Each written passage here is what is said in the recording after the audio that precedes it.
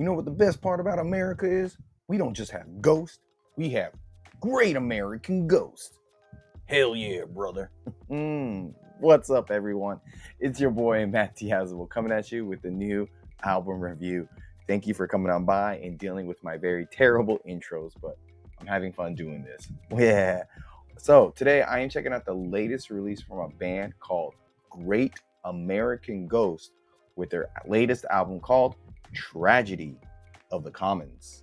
And this band here, if you don't know who they are a hardcore metal band, literally the perfect definition of a metalcore band based out of Boston, Massachusetts.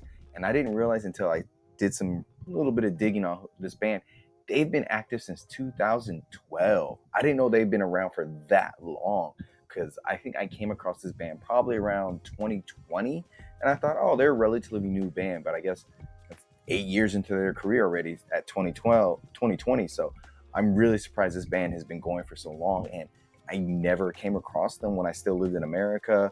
Never heard them while I was living here in Korea, and just their name not popping up until 2020. So wow, they've been really grinding for a long time. So if you're really into like heavy hardcore, heavy metal stuff, and some industrial elements, this is a band that you definitely need to check out. One thing that Great American Ghost has always thrived on is, they're good at channeling rage through precision. But with this latest release, The Tragedy of Commons, they dig a little bit deeper into atmosphere and texture without really losing their signature style of blunt force music. Still a very heavy and, very metalcore style album, but they seem to be blending more industrial grit, eerie ambience, and unexpected melodic shifts that make this probably their most layered and very nuanced record yet. With their opening song Kerosene, it sets the stage for the band to be very, rigid with their riffs that collide with very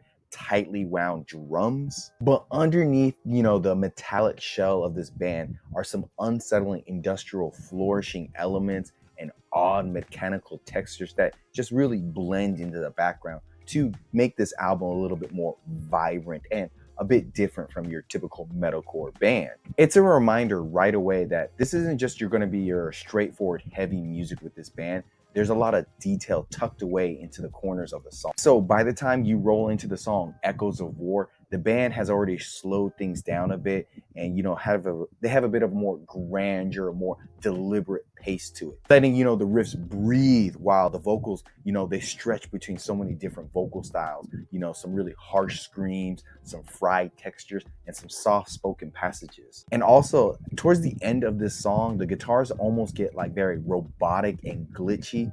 And so it feels like, a machine breaking down and just sputtering out a very uniquely unsettling touch that just helps the track stand out compared to other songs on this record and, the metalcore scene at its current state. Vocally, their main vocalist, Ethan Harrison, really keeps things quite unpredictable across this whole record. His delivery ranges from, very searing and high screams to ghostly like cleans. And sometimes they kind of stack the vocals with some choruses to make everything feel very massive in scope.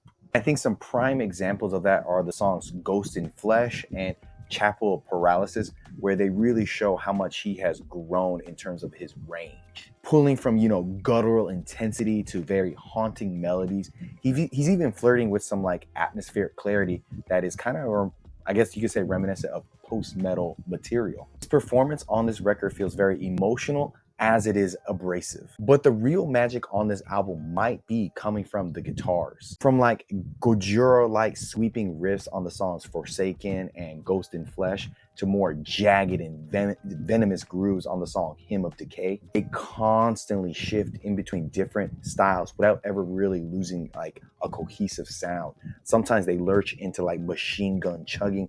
Other times they stretch into some very eerie, echoing tone. And the addition of ambient passages and sound effects like on the song Reality/Relapse, they add some like spaceship like noise to breathe some life right before the breakdown. Or, adding some very distorted static noise on the song Genocide, it really gives the record a very cinematic edge to it and adding a lot of depth to it. So it's like a little bit different from your run-of-the-mill heavy, brutal force metalcore music. The rhythm section at times does seem a little bit buried in the mix, but I gotta give it credit because it does give it some nice heftiness to the songs. The bass has a very deep and throbbing presence throughout this whole album, specifically on the songs Genocide and Echoes of War, while the drums kind of shift between, you know, massive double kicks and just stripped down primal beats. Even in simple drum patterns, the drums really know how to hold back at times and just know when to erupt at the right time, giving this very dynamic push and pull feel on the album.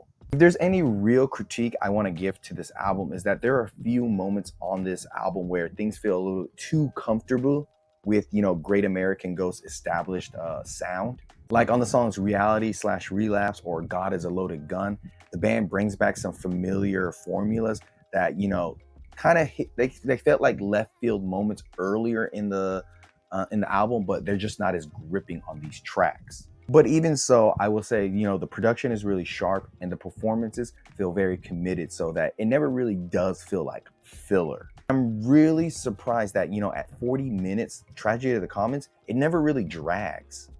Each song is very conscious and very, you know, self-aware of itself. So the band is always able to inject some nice variety into it, whether it be, you know, eerie, clean passages, weird industrial noises, or massive breakdowns.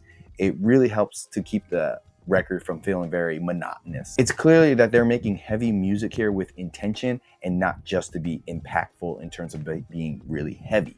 And at the end of the day, Great American Ghost has delivered a record that, you know, proves that they're not just trying to be another punishing metalcore band. And this album proves that the band is thriving on, you know, tension between, you know, suffocating heaviness and strange and ghostly beauty.